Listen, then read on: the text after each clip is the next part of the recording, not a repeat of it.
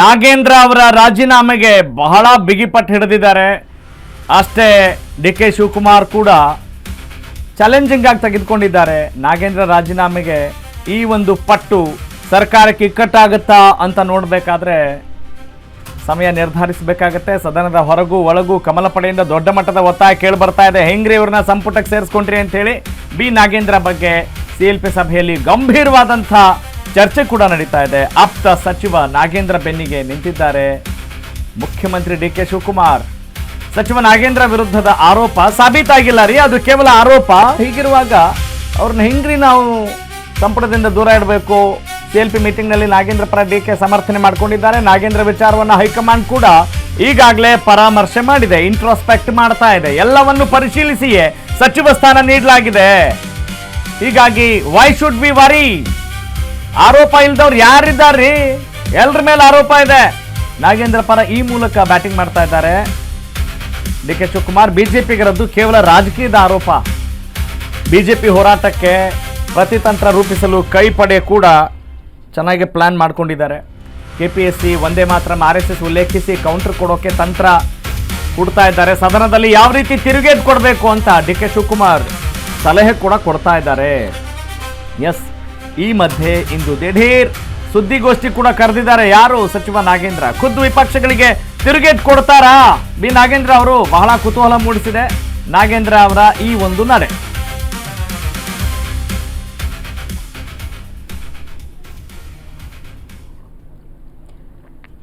S, ನೋಡಿ, ನಾಗೇಂದ್ರ ರಾಜೀನಾಮೆ ಕೊಡಬೇಕು ಅಂತ ಹೇಳಿ ಈಗ ಬಿಜೆಪಿ ಪಟ್ಟು ಹಿಡಿದುಕೊಂಡಿರುವಂತದ್ದು. ಅದಕ್ಕೆ ತಿರುಗೇಟನ್ನ ಕೂಡ DK ಶಿವಕುಮಾರ್ ನೀಡ್ತಿದ್ದಾರೆ.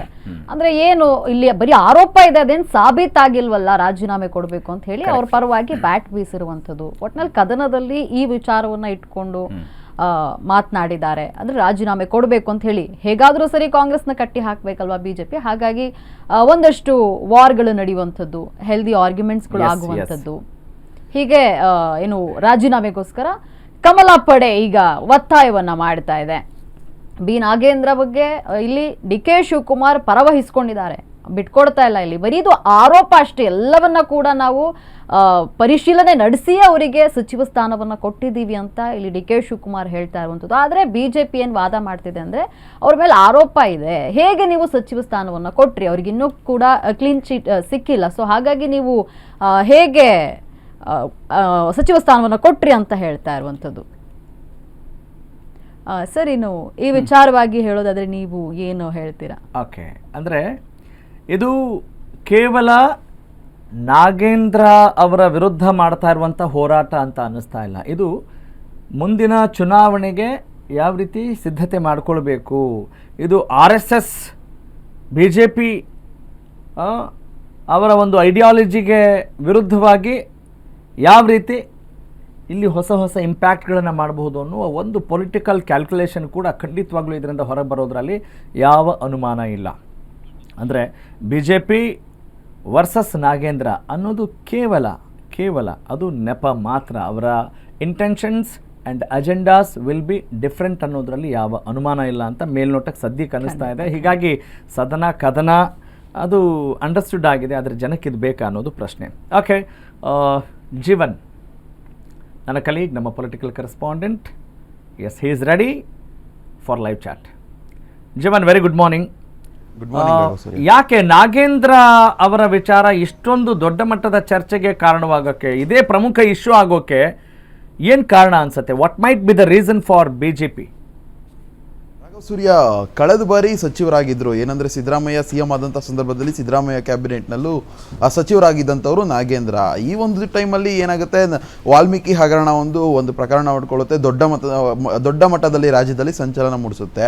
ಈ ಒಂದು ಏನೊಂದು ಹಗರಣದಲ್ಲಿ ನೇರವಾಗಿ ನಾಗೇಂದ್ರ ಭಾಗಿಯಾಗಿದ್ದಾರೆ ಅನ್ನೋ ವಿಪಕ್ಷಗಳು ಆಗ್ಲೇ ಈ ಒಂದು ಆರೋಪಗಳನ್ನ ಮಾಡಲಿಕ್ಕೆ ಬರ್ತದೆ.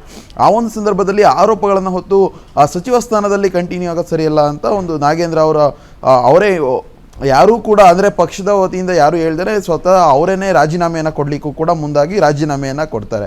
ಈ ಒಂದು ಸಂದರ್ಭದಲ್ಲಿ ಅವರು ರಾಜೀನಾಮೆ ಕೊಟ್ಟಿದ್ದನ್ನು ವಿಪಕ್ಷದವರು ಒಂದು ಅವರೇ ಒಂದು ಭಾಗಿಯಾಗಿದ್ದಾರೆ ಈ ಒಂದು ಹಗರಣದಲ್ಲಿ ಅನ್ನೋ ಒಂದು ಮಟ್ಟಕ್ಕೆ ಒಂದು ಮಾತುಗಳನ್ನು ಆಡಲಿಕ್ಕೆ ಮುಂದಾಗ್ತಾರೆ. ಈ ಒಂದು ಸಂದರ್ಭದಲ್ಲಿ ಇದೆಲ್ಲ ಆಯಿತು. ಈಗ ಮತ್ತೆ CM ಕೂಡ ಚೇಂಜ್ ಆಗ್ತಾರೆ. CM ಚೇಂಜ್ ಅಂತ ಸಂದರ್ಭದಲ್ಲಿ ಹೊಸ ಕ್ಯಾಬಿನೆಟನ್ನು ರಚನೆ ಮಾಡಬೇಕಾಗುತ್ತೆ. ಈ ಒಂದು ಹೊಸ ಕ್ಯಾಬಿನೆಟ್ನಲ್ಲಿ ಮತ್ತೆ ನಾಗೇಂದ್ರಗೆ ಸಚಿವ ಸ್ಥಾನ ಕೊಟ್ಟಿರೋದನ್ನು ಏನು ವಿಪಕ್ಷಗಳು ಪ್ರಬಲವಾಗಿ ಖಂಡಿಸ್ತಾ ಇರೋದು. ಯಾಕಂದರೆ ಕಳೆದ ಬಾರಿ ಏನು 187 ಕೋಟಿಯ ಹಗರಣದಲ್ಲಿ ಇವರು ಭಾಗಿಯಾಗಿದ್ರು, ಹಾಲಿ ಸಚಿವರಾಗಿದ್ದಂತಹ ಸಂದರ್ಭದಲ್ಲಿ ಸಚಿವ ಸ್ಥಾನಕ್ಕೆ ರಾಜೀನಾಮೆಯನ್ನು ಕೊಟ್ಟಿದ್ರು. ಇಷ್ಟೆಲ್ಲ ಆದರೂ ಕೂಡ ಈಗ ಮತ್ತೆ ಕಾಂಗ್ರೆಸ್ನವರು ಯಾವ ನೈತಿಕತೆ ಇಟ್ಕೊಂಡು ಇವರಿಗೆ ಮತ್ತೆ ಸಚಿವ ಸ್ಥಾನವನ್ನು ಕೊಟ್ಟಿದ್ದಾರೆ. ಇವರ ಒಂದು ಸಚಿವ ಸ್ಥಾನವನ್ನು ಇವರಿಗೆ ಕೊಟ್ಟು ಯಾವ ರೀತಿ ಒಂದು ಸದನವನ್ನು ನಡೆಸ್ತಾ ಇದ್ದಾರೆ ಅನ್ನೋ ಒಂದು ನಿಟ್ಟಿನಲ್ಲಿ ವಿಪಕ್ಷಗಳು ಹೋರಾಟ ಮಾಡಲಿಕ್ಕೆ ಮುಂದಾಗ್ತವೆ. ಸದನದ ಒಳಗೂ ಆಗಿರ್ಬೋದು, ಹೊರಗೂ ಆಗಿರ್ಬೋದು. ನಾಗೇಂದ್ರ ವಿಚಾರವಾಗಿ ಸಂಚಲನ ಮೂಡಿಸಲಿಕ್ಕೆ ನಾಗೇಂದ್ರ ವಿಚಾರವನ್ನು ನಾಗೇಂದ್ರ ರಾಜೀನಾಮೆ ಮತ್ತೆ ಪಡಿಲೇಬೇಕು ಅನ್ನೋ ಒಂದು ನಿಟ್ಟಿನಲ್ಲಿ ವಿಪಕ್ಷಗಳು ಸದ್ಯ ಸಿದ್ಧರಾಗಿ ಒಂದು ಹೋರಾಟವನ್ನ ಮಾಡ್ತಿದ್ದಾರೆ. ಆದ್ರೆ ಈ ಒಂದು ವಿಚಾರವನ್ನ ಯಾವ ರೀತಿ ಡಿಫೆಂಡ್ ಮಾಡ್ಕೊಂತಿದ್ದಾರೆ, ನಾಗೇಂದ್ರ ಏನು ಆರೋಪ ಅಷ್ಟೇ ಬಂದಿರುವಂತದ್ದು, ಅಪರಾಧಿ ಅಲ್ಲ ಅನ್ನೋ ನಿಟ್ಟಿನಲ್ಲಿ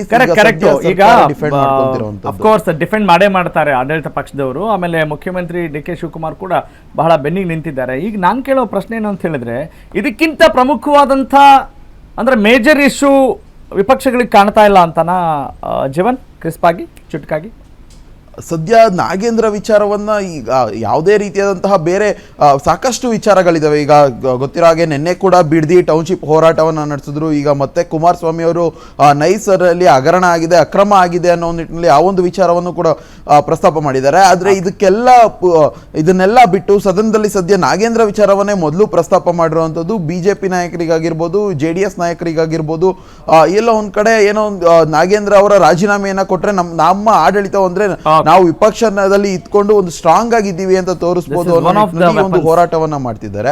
ಆದ್ರೆ ಈ ಒಂದು ಹೋರಾಟಕ್ಕೂ ಕೂಡ ಯಾವುದೇ ರೀತಿಯಾದಂತಹ ಈ ಒಂದು ಹೋರಾಟಕ್ಕೂ ಕೂಡ ಯಾವುದೇ ರೀತಿಯಾದ ರಿಯಾಕ್ಟ್ ಅನ್ನ ಸದ್ಯ ಆಡಳಿತ ಪಕ್ಷ ಮಾಡ್ತಿಲ್ಲ. ಯಾಕಂದ್ರೆ ಅವರು ಯಾವುದೇ ಕಾರಣಕ್ಕೂ ನಾಗೇಂದ್ರರನ್ನ ರಾಜೀನಾಮೆಯನ್ನ ಕೊಡ್ಲಿಕ್ಕೆ ಅಂದ್ರೆ ರಾಜೀನಾಮೆ ಕೊಡಿಸ್ಲಿಕ್ಕೆ ಅವ್ರ ಸರ್ಕಾರ ಯಾವುದೇ ಚಿಂತನೆಯಲ್ಲಿಲ್ಲ. ಯಾಕಂದ್ರೆ ಅವರು ನಿನ್ನೆ ಕೂಡ ಏನು CLP ಸಭೆ ನಡೀತು, ಆ ಒಂದು ಸಂದರ್ಭದಲ್ಲೂ ಕೂಡ ನಾಗೇಂದ್ರ ವಿಚಾರವಾಗಿ DK ಶಿವಕುಮಾರ್ ಅವರು ಬ್ಯಾಟ್ ಬೀಸಿರುವಂತದ್ದು, ನಾಗೇಂದ್ರ ವಿಚಾರವಾಗಿ ಎಲ್ಲ ಡಿಫೈಂಡ್ ಮಾಡ್ಕೊಂಡಿರುವಂತದ್ದು ಎಲ್ರಿಗೂ ಗೊತ್ತಿರುವಂತ ಕ್ಯೂರಿಯಾಸಿಟಿ ಅಂತೂ ಇದೆ. ದಿನದ ದಿಕ್ಕು ಯಾವ ರೀತಿ ಬದಲಾಗುತ್ತೆ ಅನ್ನೋದನ್ನು ಕೂಡ ಕಾದ್ ನೋಡೋಣ ರಾಜಕೀಯವಾಗಿ. ಥ್ಯಾಂಕ್ ಯು ಜೀವನ್ ತಮ್ಮೆಲ್ಲ ಅಪ್ಡೇಟ್ಸ್ಗಾಗಿ.